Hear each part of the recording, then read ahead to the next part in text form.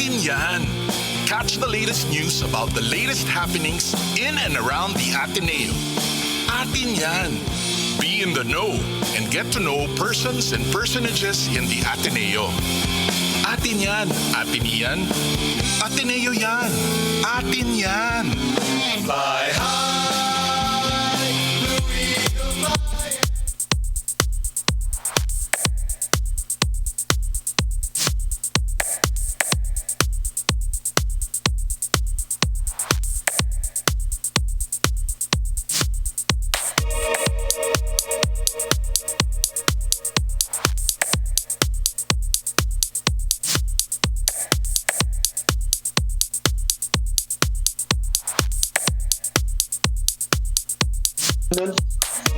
Ayan, naka-on na daw. Naka-on na daw tayo. Pero mauna naman yung gym ko. Ayan, yan. You're on now. Okay. All right, I think we're on air. Okay, I think so. All right, let's kick things off on a Thursday afternoon. Back on a Thursday, and it is 1:05. We're actually broadcasting to you a little earlier than usual. Ito po ang inyong usual weekly tandem on a Thursday. Magandang hapon. Ito ay Atin Yan, right? So we're just mixing up some of the shows. Okay, but welcome to Radyo Katipunan 87.9 for those of you who are tuned in on air over the FM band, or if you are tuned in to us on Facebook Live over facebook.com/Radyo Katipunan. Magandang hapon. Ako po si Cholo, Mallillin from the Loyola Schools. Yes, magandang hapon po. At ito po si Chris Castillo, also from Loyola Schools, reporting all the way from Bacoor. Down south. Nice. Down south. Correct. Pero meron po tayong mga guests na galing din sa iba't ibang bahagi ng ating bansa. Actually, hindi lang Metro Manila, no, or NCR++. So gaya na nasabi po ni kapatid na Cholo, we are technically to an hour earlier from our usual programming because we really wanted to share with you the research, no? So we'll veer away from the usual events that happen on school, and we'll really talk about now what's happening in a bigger scale. And so we'll share with you a research, current ongoing research done by our alumni. And we have the two major proponents, I guess, no? For this research. And the hashtag, we'll share with you the hashtag because it might catch on better with you, no? It's hashtag spend faster to stop hunger. Yan. Parang nangyayari rin yun sa bahay, no, kapatid na Cholo. Ang dami kong gastos para sa mga bata, laging gutom. Okay, so we can actually discuss this very important topic from I guess from a micro perspective. It will be applicable for us to get to know how, there are some very tough questions to be asked about our monies, I guess our finances, especially during the time of this quarantine and this health crisis. And we have two very important speakers to share with us their knowledge about this very important discussion. Pakilala ko na yung una, okay? Kasi very familiar sa atin. He graduated as our class valedictorian and program awardee for business management engineering back in 2012. I remember that very memorable graduation where we were all touched, naantig tayong lahat sa valedictory speech nitong ating valedictorian back in 2012. He has worked for both the private and the public sector. He was the Deputy Chief of Staff for the Revenue Cluster for the Department of Finance, and very ably did so kasi after studying in Ateneo, lumipat siya sa isang maliit na school na Harvard ang pangalan. Ayan, so medyo marami siyang natutunan doon in his field of expertise. And today he's going to tell us share with us a lot of important information. So our first guest for this afternoon is of course none other than our part-time faculty member also, okay, Mr. Ken Abante. Hello, Ken! Hello po, magandang hapon po sa inyong lahat. Yan, welcome to Atin Yan. Ay, naalala ko lang kapatid, Cholo no? and Sir Chris. Maliban sa mga nabanggit na natin ginagawa ni Ken, kumakanta rin yan. Ay, naman. So pwede rin ulit natin mag-guest si Ken, no? nagra-rap po ng Stupid Love. Dun sa himig Atenean naman. Yes. But joining us also this afternoon, together with Ken, is another alumnus, young alumnus of ours, also a current part-time faculty member of the Finance and Accounting Department at the John Gokongwik School of Government. But when he was, I first met our guest when he was still a student and part of the Gaidon. Isa siyang napaka masugid na Gaidoneer, no? Madalas akong kulitin. Naalala mo pa yun, Sevi? Suki si Sevi. Kung hindi mangyari, may tatanggap akong text or biglang nasa office or something, no? But we're very happy that you're doing what you're doing now together with Ken. And so, ladies and gentlemen, I would like to present to you Sevidal. Miguel! Hello! Miguel Sevidal kapag formal. Welcome to both of you guys. Yeah. So, sorry, I forgot to mention, apart from being part-time faculty of JG-SOM, Sevi is also with BPI Securities. No? So, nasa banking industry rin. That's why what they'll talk about this afternoon is really up their alley. No?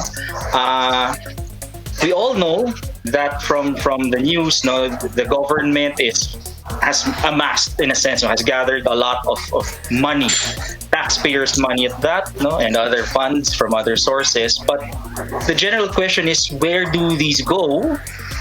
The other question is, are we spending it, I guess, efficiently and effectively? No? So, yun po yung gusto natin, at dahil sa research ng ating mga kasama, ng ating mga guests ngayon, we'd like to enlighten everyone a little bit, no, about that situation.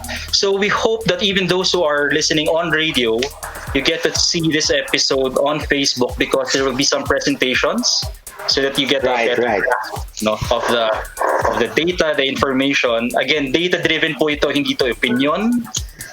Hindi ito haka-haka lamang, no? So I'll turn the floor over to Ken and Sevi, and just maybe as a starting question, no? Well, what is this research about, and why? Why did you go into it? Hindi naman required. Salamat, Sir Chris. And siguro unahin ko na po, nakikita niyo po ba yung slides na nandito sa harap? Yeah, yes, we can see that. Yes. All right. So, bale yung title po nung presentation namin ay Spend Faster to Stop Hunger. Ito po yung pang-apat naming report sa publiko. At pangkat po kami ng mga mamamayan. We're a group of citizens who want to hold power to account by tracking the COVID-19 budget of the Philippines. So, marami po kaming mga mamamayan na gustong makita saan nga ba talaga pumupunta yung pera. And there are 50 plus of us who are volunteers here. So volunteers and contributors spanning different fields. So mapa data yan, o finance, o legal, promotions and web, translation, social welfare, budget.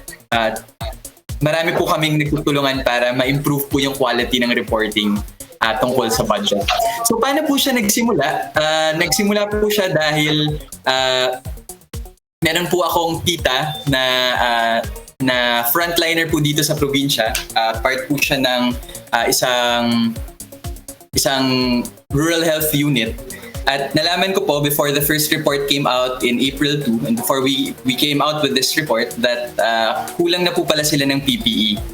At siguro nagsimula po yung idea ng budget tracker out of siguro frustration and anger, na bakit kaya hindi napoprotektahan yung mga taong dapat protektahan, yung ating mga medical workers. So doon po siya nagsimula. As soon as yung first day po ng pag-post namin ng budget tracker version 0 po, that was posted April 2, ang dami-dami pong volunteers na pumunta. At tapos, na gustong tumulong at yung nakakatuwa po dito, siguro the succeeding moments na po ay instead of being driven by anger or kasi it very easily runs out, the fumes of anger and frustration. And there certainly was space for that. We decided to transform that into something more, something constructive for Congress, for the executive agencies. Kaya po isinilang yung Citizens Budget Tracker. So, bale, sisimulan po namin yung presentation by isang image po, isang imahen, no? Tungkol po sa basics ng public budgeting. Para po sa amin, yung budget process para siyang pagdidilig ng hardin or pagdidilig ng halaman. So unang-una, meron po tayong hardin, meron tayong mga halaman, meron tayong mga bulaklak. So yung mga bulaklak po na ito ay yung ating mga proyekto. So gusto natin, for example, ma-reach yung mga 4-piece families, ganyan.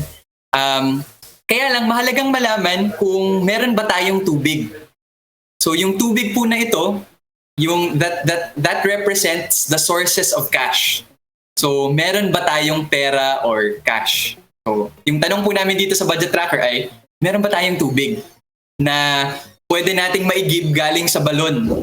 So, yun yung first major question namin. Yung second major question ay, merong mga timba.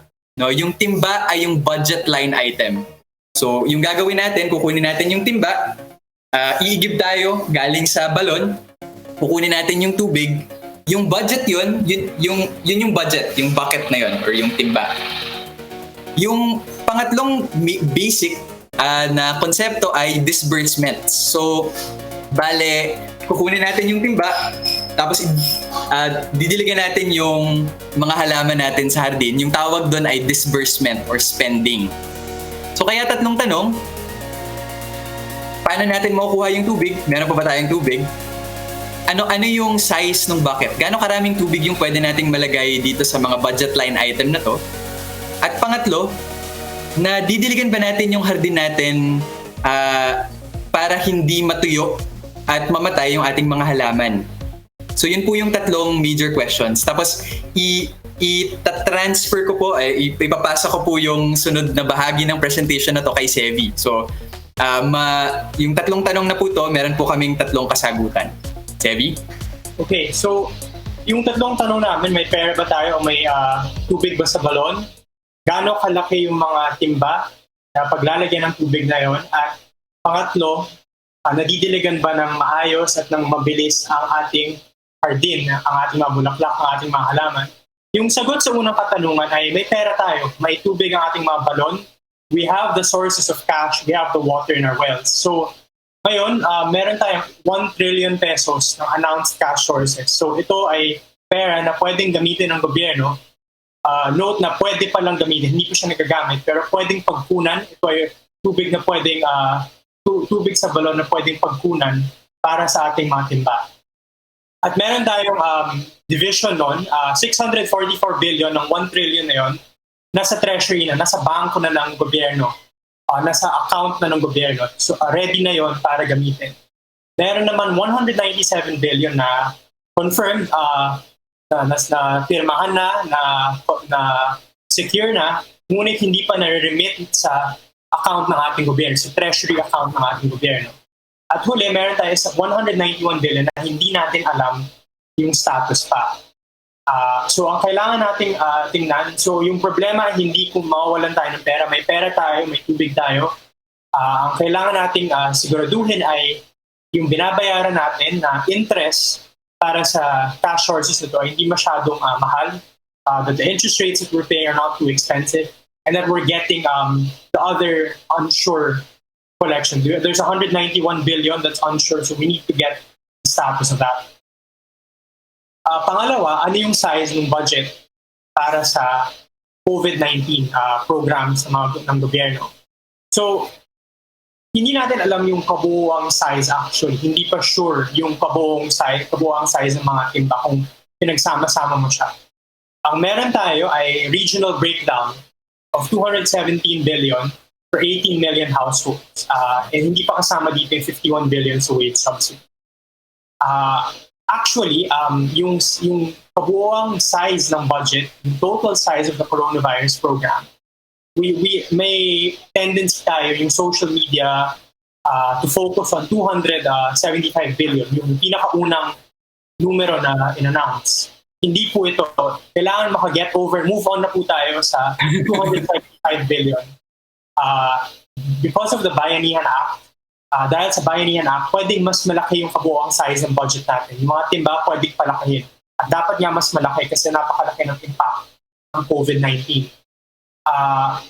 So, ang in-announce na figure so far ng kagawaran ng finance ay 1.45 trillion pesos. Pero hindi pa natin alam yung mga components ito. Kung saang timba mapupunta yung 1.45 trillion. So, gusto natin na mas detalyado, mas klaro yung breakdown dito sa 1.45 trillion. At muli, maayos ba, mabilis ba, sapat ba na nadidiligan ng ating hardin? The answer is no. We're not spending fast enough. Kung titingnan natin from an outputs perspective, 9 million families pa lang, less than half. Wala pa sa kalahati yung nag-aabutan ng social amelioration programs ng gobyerno. At yung budget na 217 billion para sa households, 27% pa lang. 1/5 pa lang nagagastos ang maabot sa ating mga beneficiaries. Sa health budget naman, para sa ating mga frontliners at hospital, 10 billion pa lang out of 40 billion na reported ang nagagastos. So, hindi pa na-complete yung pag-intindi namin sa health budget.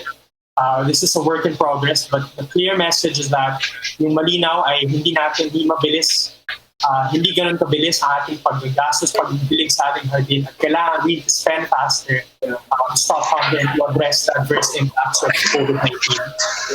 Sevi, allow me to interject at this point para lang we can digest the information in chunks.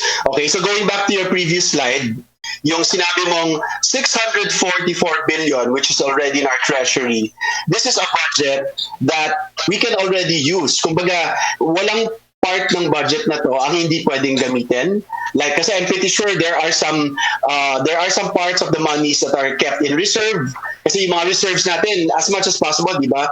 Ayaw sana natin gamitin for emergencies, pero ito na nga yung emergency, di ba?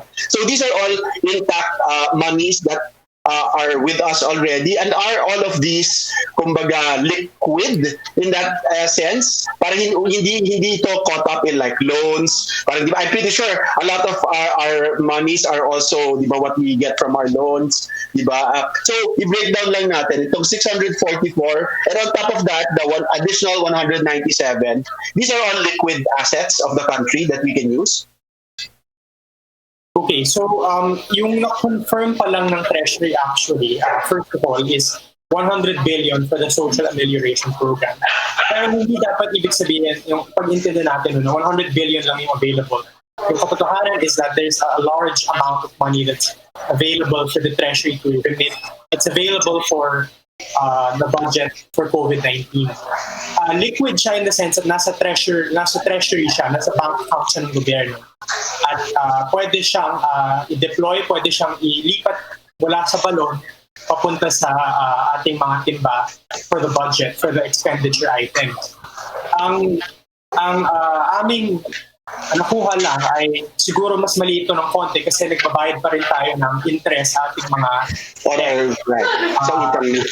so mababawasan siya ng konti, pero yung majority nito ay mapupunta sa social amelioration programs ng gobyerno for COVID-19. Sir Cholo, i-add ko lang sa mga sinabi ni Sevi. Interesting yung kung paano natin naiintindihan yung budget kasi may concept sa budgeting na sinasabi that money is fungible. So what does that mean? That means is napupool yung funds sa isang common pool. Yung tawag doon ay general fund. Mm-hmm. So, actually, yung perang ito, yung 1 trillion pesos na ito, ay pwede mong paggamitan kahit sa anong parte ng gobyerno. Sa pagpabayad ng salaries, sa pagbayad ng operating expenses, sa pagbayad ng capital outlays, mga ganyan yung mga construction, mga ganyan.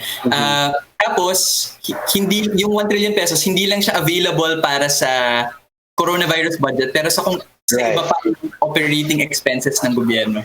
I think that was what the National Treasurer, si Treasurer Lea De Leon, meant when he said, hindi mo talaga marireserve yung pera. Kasi it goes through a certain process na may pooling ng funds na yun. So that's what it means in public budgeting, that money is fungible. All right. And in terms of kasi these are large amounts of money. Hindi ako maka-imagine ng 1 billion pesos. I mean, pesos pa lang to.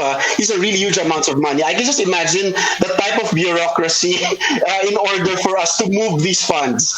At this time ba, when we are in a crisis, parang napadali ba ang paghugot ng mga pondong ito? Parang nabawasan ba yung bureaucracy para lang mas mabilis maging, di ba, maibaba, kumbaga dumalo yung perang ito? Actually, Sir Cholo, you hit on a very important point. And nandito kami siguro ihati namin ito ni Sevi yung pag-discuss nito.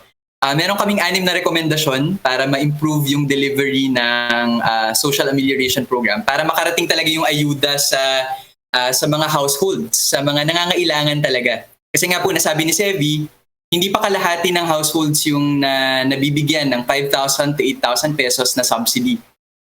Yung dahilan po niyan ay actually dalawang before we give the recommendations. Unang-una, mahirap po talaga siyang gawin kasi this is the largest scale of crisis that siguro the social welfare department has faced. They faced Yolanda before. Pero isang probinsya lang yun eh. Napakahirap nun, pero at least contained yung mostly Visayas, some parts of Luzon, Mindanao. Pero dito buong bansa. So imagine mo, mag-mobilize ka ng buong social welfare department for something that siguro it's very hard to prepare for something like this. So yun yung unang nuance. Yung pangalawang nuance ay may physical distancing.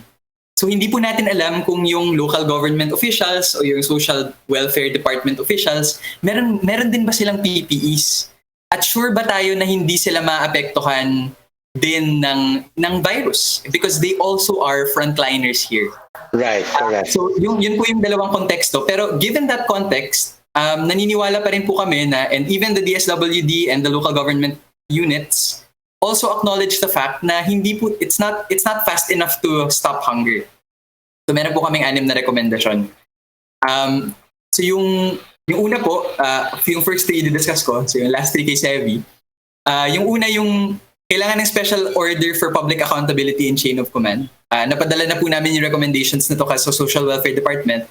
Yung basic idea lang po nito ay saan ba dapat magre-report? Tapos gaano ba kadalas dapat yung reporting ng datos? At yung good news po dito ay very recently nag-publish na po yung Department of Social Welfare and Development ng sarili nilang dashboard. So kahapon or 2 days ago lang po nila yun ginawang online. So inaaral po namin yun ngayon. So yung pangalawa ay review and modify the emergency subsidy program implementing rules. So unang-una, i-clarify ba kung household nga ba o pamilya? Kasi pwedeng magkaroon ng 3, 4 na individuals of that family. Exactly. So naniniwala po kami na dapat family yung count at hindi household. Yung pangalawa, nagsulat po kami ng isang opinion editorial tungkol sa Pay Now, Verify Later. So yung isa pong nakita namin sa aming research ay around 5 to 7.5 million Filipinos po yung walang birth certificate and likely cannot present valid IDs. So, naniniwala po kami na dapat Pay Now, Verify Later yung push ng gobyerno ngayon at natutuwa po kami na dahil na under Memorandum Circular 9 ng Department of Social Welfare and Development, ganito na po yung pagtrato nila sa mga tao. Meaning, we allow our local leaders and empower our local leaders to identify the households. Kasi mas alam nila yung subject syempre to verification, which Sevi will discuss later. Yung third is to remove exclusions or to clarify exclusions. So for example, meron pong mga retired individuals, elected appointed officials, tapos meron pong hindi masyadong malinaw na bahagi nung current implementing rules on families with independent financial capacity na excluded daw doon sa emergency subsidy program. Pero nag-release na po recently yung DSWD ng frequently asked questions tungkol dito. Yung last na i-discuss ko, tapos ipapasa ko kay Sevi, ay i-secure dapat natin yung mga local workers and yung social welfare department workers ng hazard pay. Dapat i-limit natin yung working hours nila dahil frontliners din sila. Tapos yun po yung kailangan natin na malasakit para sa kanila na naglilingkod sa panahon na mahirap maglingkod. Yung third. Sevi? Alright. Para naman sa last three recommendations namin to speed up the social amelioration. So una, establish multiple channels for ESP distribution. Dapat maraming, yung pinag-uusapan namin dito yung last mile, kumbaga, yung pagkukunan na mismo ng ayuda. Right? And dapat hindi lang isang method ang ginagamit. Dapat maging creative, maging mas flexible tayo. Meron tayong mga contactless methods ng pag-distribute ng ayuda. Katulad ng e-money, GCash, Paymaya. I think si Governor Diokno ng Bangko Sentral, sinabi i-extend yung walang fees ng InstaPay para madaling mag-transfer ng funds.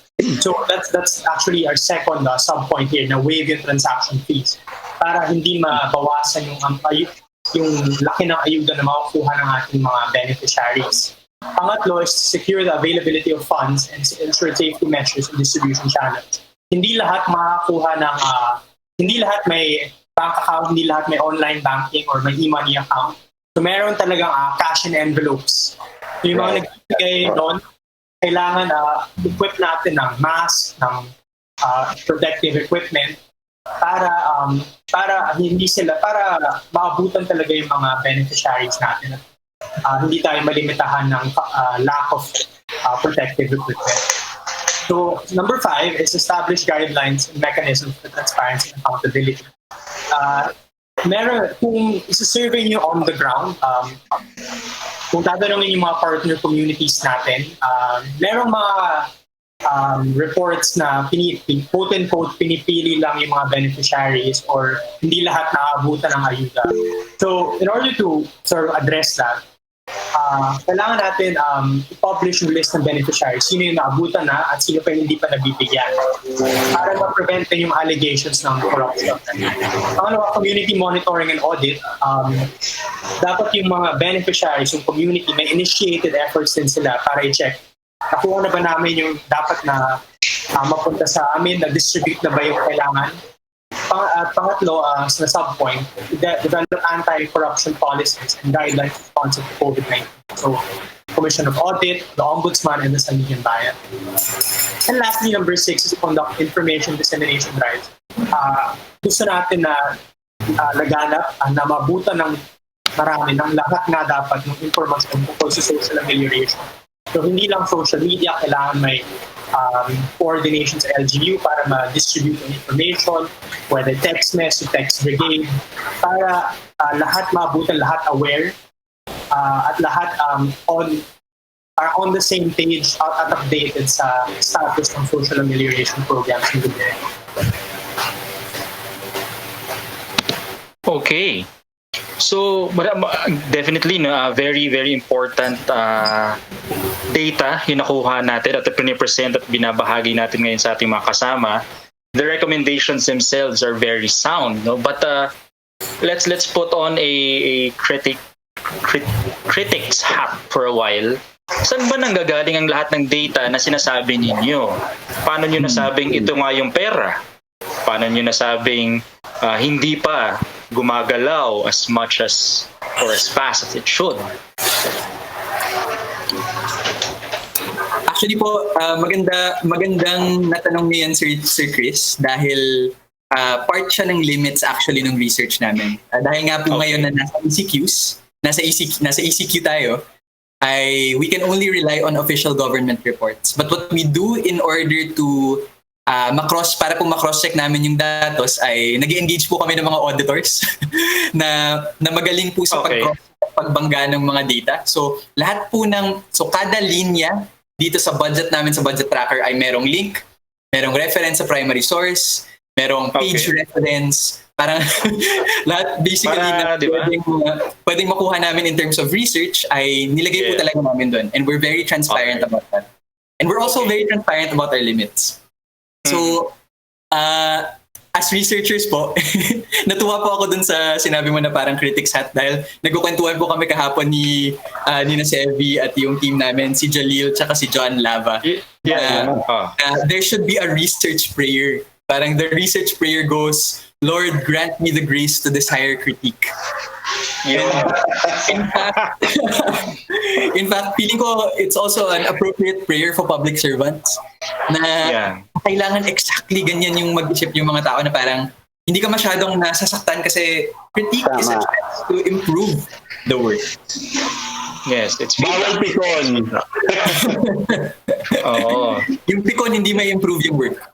Yes, no. But so just for our audience sake, no. Again, this is research, no. This is an academic process, but the context of this research, the importance of it is beyond just paper, no. Hindi siya research because they're geeks or they're academics, but really, although we are geeks and academics. But yes, they also are sexy geeks. Parang kami rin ni Cholo in a different way. Ito ang critic set ko. Superman, ikaw Batman. Oo nga. Pero clearly, may practical implications po ito. Yung isang tanong, Ken, baka you stumbled upon it. Basically, the data is saying medyo mabagal yung galaw, no, nung funds and disbursements. Bakit kaya? You wanna take this, Sevi? No, Sevi, bakit ano yung mga nakita lang natin, no? Hindi opinion, kundi ano yung parang lumalabas na information about why it's not moving as fast as it should? Okay, so Ken, if you can go back to our image, yung metaphor po namin. The garden. The garden metaphor, the well and the garden. So yung sanhi, yung pinaka-cause ng delay is in the last step actually. Yung pagdidelay. Kasi, as we mentioned, may tubig naman yung balon natin. 1 trillion nga po na pwedeng nasa common fund at pwedeng i-repurpose para sa COVID-19. At pangalawa, for the bucket, para sa mga timba, yung president, because of the Atin Yan Act, can make this bigger. And repurpose it. So, it's in the last mile, it's in the last step na dun lumalabas yung delay. And actually, nakita namin sa mga reports, sa mga disclosures ng government agencies na kunwari, may mga nagsasabi na fully kunwari yung assigned bucket size, yung expenditure size, na download na sa funds ng na-transfer na sa account ng LGU kunwari o sa department ng suspend na mag-suspend ito. Ngunit hindi pa nagagastos para sa hindi pa nagta-translate sa beneficiaries, hindi pa umaabot sa mga mabibigyan ng ayuda. So it's really in that last step where the delays come from. And that's what we're focusing on sa outputs. Kung sa expenditure tab namin, sa ating tracker, we're very strict about it. Ang kino-confirm lang namin na nagastos ay yung umabot na sa dapat maabutan sa beneficiaries. Hindi yung na-download, hindi yung na-transfer, yung na-realign. Kasi parang in process. Yung hawak na nila. Kumbaga, Sir Chris, we only, in OSA terms, until my final stamp na OSA director, we do not market as spent funds, as expenditures that have been spent. Siguro, Sevi, dagdag lang dyan. Ikukwento ko kung ano yung mga narinig namin galing sa mga LGU officials na nasabi nila na parang natatakot silang gastusin. Kasi under the MC9, pay now, verify later na yung scheme eh. Parang pwede nang magbigay talaga yung LGUs. Sorry, I just have to point out, that's not a foolproof system. Kahit sabihin natin na it's the easiest way to get the monies to the people kasi hindi ka na magre-require ng ID. Nako, sa diskarte pa lang ng Pilipino, I can just imagine how, they can somehow manipulate the system para makadoble sila ng ayuda. Diba? So I'm pretty sure they're also looking out for that. Yes, sir. And in fact, yung accountability ngayon, nasa local government units. Kung apparently, at a certain point, makita nila na parang nagdodoble-doble, ibabalik ng LGUs yung pera. At ayaw yung gawin ng LGU. So one delay, for example, is what we call the deduplication process. So yun yung una. Pero sa tingin namin, pwede itong mapabilis kung i-upload ng DSWD yung beneficiaries lists. So kung i-upload ng DOLE yung beneficiaries lists. Kung i-upload saan, Ken? Sorry. Kasi marami pong sa internet po or sa some transparent. Pero wala ba tayong data privacy issues dyan? That's a great point, sir. Under Section 4C and 4E of the Data Privacy Act, excluded po yung parang financial benefits under. So yung beneficiaries list dito excluded from the Privacy Act. And in fact, some LGUs already started posting the list. Pero mahirap siyang pagkaganunin pag parang isa lang na maganda at malinis na talaan. So it takes quite some time. Pero we heard that DSWD has committed to upload the list, which I think will help remove allegations of corruption, etc. Yung second na narinig namin sa LGUs ay baka ma-audit sila ng COA. So yung mangyayari po niyan, nagkakaroon sila ng audit, hindi sila magkakaso. Anong mangyayari kapag nangyari yun? So, for example, part of our recommendations, naniniwala po kami na dapat kasama yung COA sa pag-clear up kung ano yung minimum documents, kung ano lang talaga yung documents na dapat makuha para ma-liquidate yung pera. Para masabi nila sa huli na ay nakarating talaga dyan sa beneficiary ito. So yun po, parang nandun nanggagaling din yung takot ng LGUs. Tapos may part po kami ng team namin na yung tatay niya ay isang disaster relief operations. Parang DRR officer siya ng isang municipality. Chinek din po namin yan sa mga munisipyo na kung saan po kami nakatira. Yeah. So the burden is really on the local governments, di ba? Nasa level ito ng munisipyo. Okay? Yes. And you see some reports, there are some cities that are doing it fairly well. Nangungunang Marikina, which I'm very proud of, dahil Marikenya ako, or Pasig. Ayan, yun yung mga nare-report eh. Pero I can imagine some far-flung provinces, di ba? Na hindi naman ganyan ka-sophisticated ang mga local government systems sila, di ba? And you're giving them money in envelopes na ipapamigay sa mga tao. I can just imagine it's going to be a whole different experience. Kaya this tracker that we are actually monitoring and I guess also helping develop for us, it's going to be a huge help talaga, no, for transparency. The tracker na sinasabi ninyo, Ken and Sevi, is this something that is viewable to the public? Yes, sir.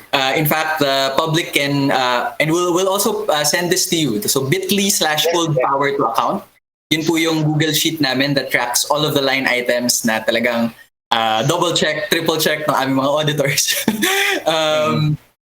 Meron din po kaming mga reports, bit.ly/spend faster to stop hunger. That includes our detailed recommendations po na posibleng makita ng public.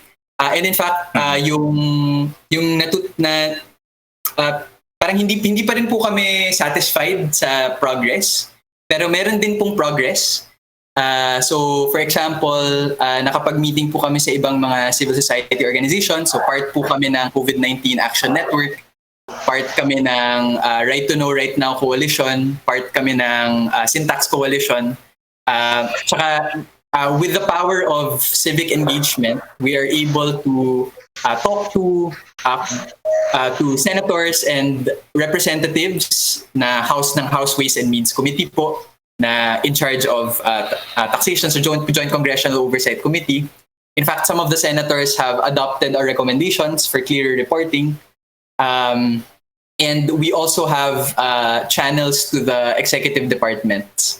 So sa DSWD po, ngayon po inaaralan namin yung health budget. So tinitingnan po namin kung paano namin matutulungan yung DOH saka yung mga provincial health offices po ng who are tasked with a very, very difficult task.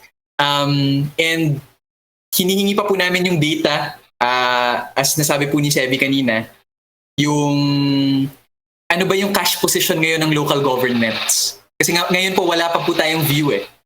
So if it is true that the front lines are in the LGUs, we need to make sure that the public is aware about how they can help the LGUs.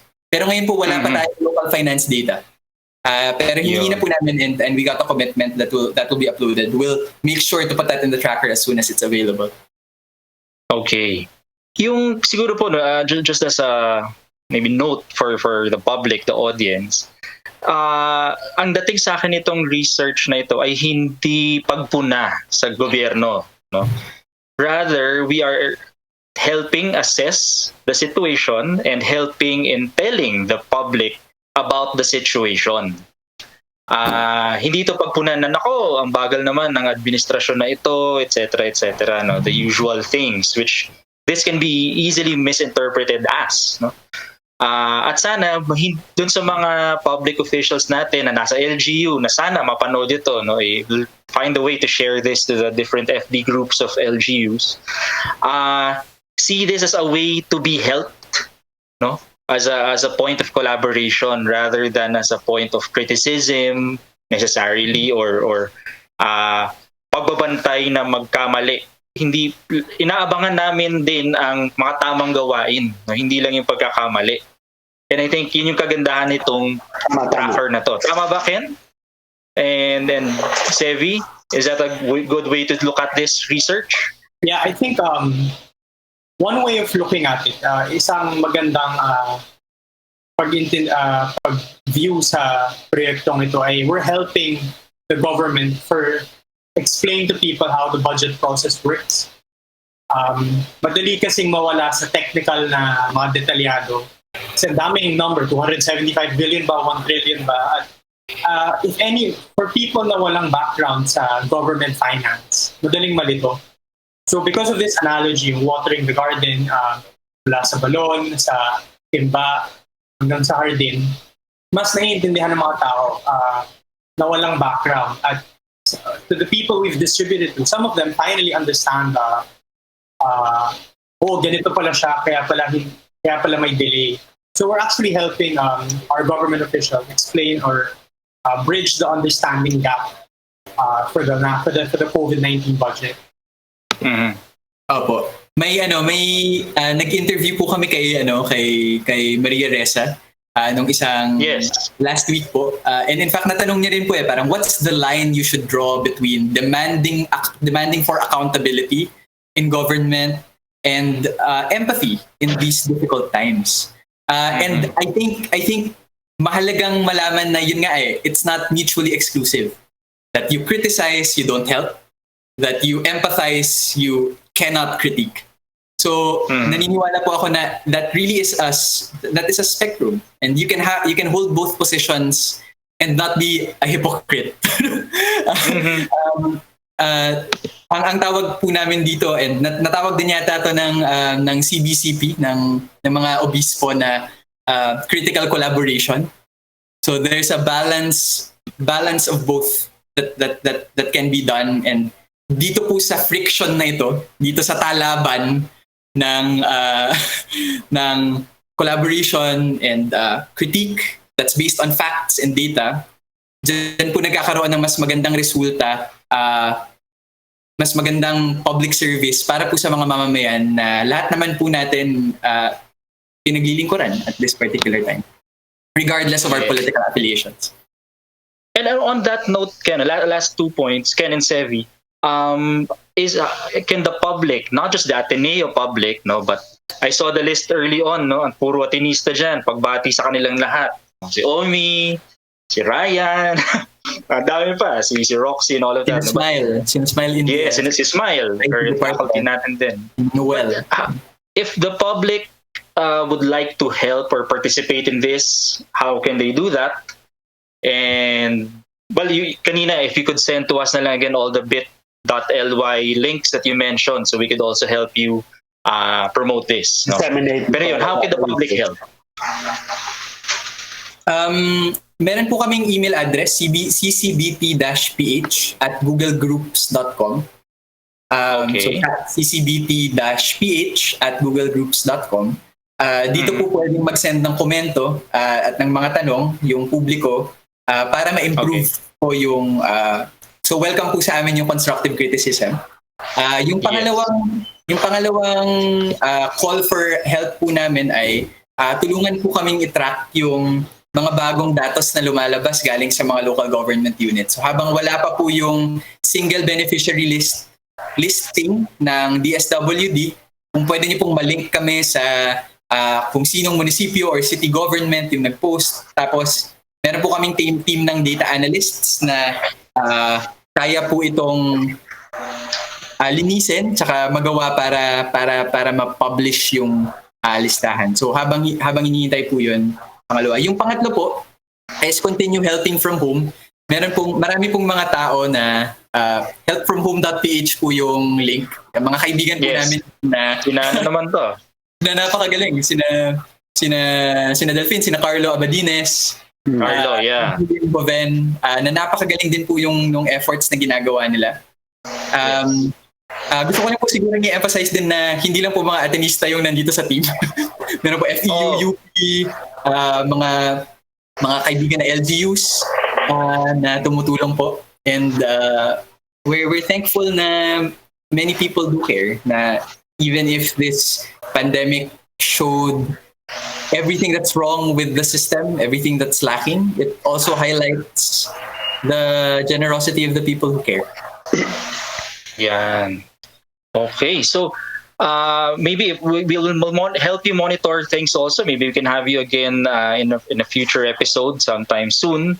But for now, I think there's a lot of thank you. No, kung napapalakpakan namin kayo ngayon audio reward. Thank you, Ken and Sevi. Thank you po. Maraming salamat. Thank you for having us. Napanood ko yung interview niyo with Maria Ressa. Doon hindi kayo pinabati sa iba. Dito pwede kayong bumati. So baka may kayong batiin. Sevi, hindi ko bang batiin? Let's just hold power to account and encourage your government to spend faster to stop hunger. Spend faster to stop hunger. Ako binabati ko nanay ko. Tita. Saka yung 50 plus volunteers dun po sa presentation. Yes. Napakarami niyo po. Pero lalo na sa web team na who are hard at work at illustrating. Para po mas maraming tao na posibleng makaka-appreciate nito. Yes. Ayan. So, gusto natin bigyan yung mga ibang listeners natin at ibang nanood over our Facebook Live, si Jack Juliana and Sir Mike Coroza of the Filipino Department also tuned in. Si Mami Thea Paulino is also tuned in. And to all of our viewers for this afternoon's very important discussion. Sana po ay marami kayong na-enlighten sa discussion na ito. And let's help out every little way we can to get us through this crisis. And hopefully soon, magkakatabi ulit tayo at tuloy-tuloy na magtatrabaho para sa kapakanan ng ating bayan. Ayan. Kapatid, ikaw. So, yun lang po. No? Muli, nagpapasalamat kami sa grupong ito, ni Ken at ni Sevi at napakarami pang ibang millennials. Alright, na tumutulong at who will lead us to the future. Yes. Oo, the youth. No? Sa totoo talaga sinabi ni Rizal, ang kabataan ang kinabukasan. At yun po, patuloy din nating ipagdasal ang ating mga kawani sa gobyerno. No? Nakikita natin dito, sila rin talaga naman ang gumagawa ng trabaho para sa atin. That's right. Sana'y maging nasa mabuti sila at alam nila ang tamang gawin. No? Mm-hmm. At hanggang sa muli, magkita-kita po tayo next week ba, kapatid? Congratulations sa lahat ng mga bar passers, mga bagong passer. Mas lalo na sa ating Ateneo Law School. Congratulations to all of you. And do us proud. Make our country a better place to live in by serving the law. Ayan. And upholding truth in all of your work.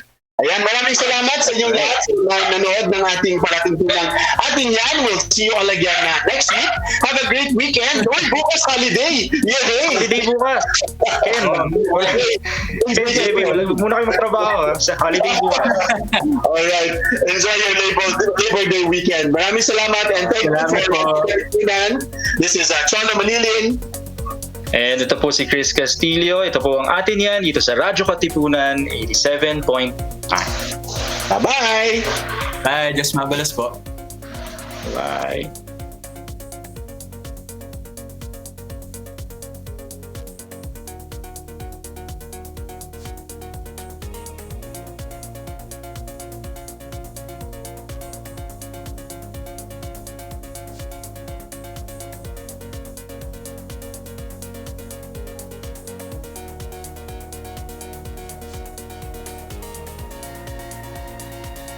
Atin Yan. Catch the latest news about the latest happenings in and around the Ateneo. Atin Yan. Be in the know and get to know persons and personages in the Ateneo. Atin Yan. Atenean. Ateneo yan. Atin Yan. Fly high, Blue Eagle fly.